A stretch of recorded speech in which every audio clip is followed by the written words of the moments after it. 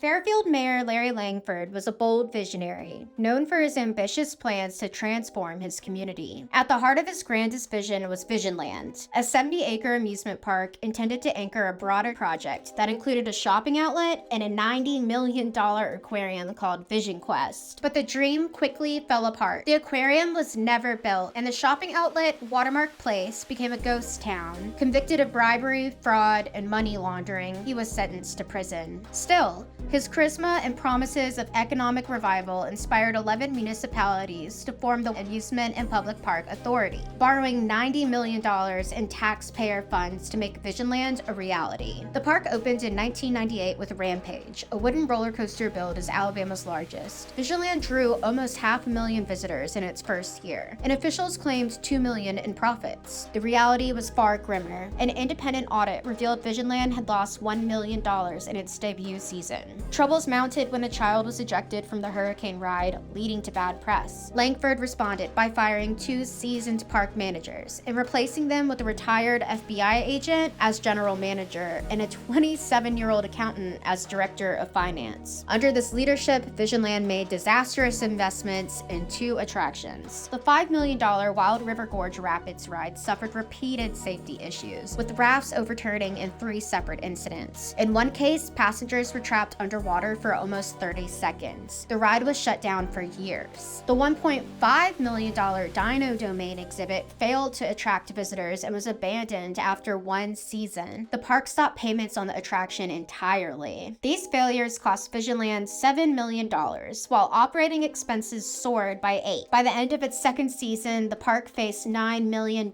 in losses and owed millions to vendors. Desperate for a lifeline, Langford sought help from Cedar Fair, operators of Knott's Berry Farm. But after just 1 month, they withdrew, citing financial instability and delays in the park's companion projects. With no viable leadership, Visionland descended into chaos. Major attractions were closed, riders were stranded on Rampage, and the dinosaur exhibit was shrouded in black plastic bags. A new management company stepped in mid-season, and the park narrowly avoided bankruptcy, but Visionland's future was bleak. In its 3rd year, attendance dropped further, and the park faced $5 million in operating losses and $4 million in lawsuits. Dynamation, the creators of the failed Dino Domain, was the largest creditor. Langford relinquished control of the board, and the city of Bessemer took over park operations. With $100 million in debt, Visionland was in dire straits. The park couldn't afford to turn on its lights, let alone reopen, without emergency funding. Bessemer City advanced $1.2 million to allow the park to open, but only the water park operated. Attendance plummeted to just 30,000 visitors.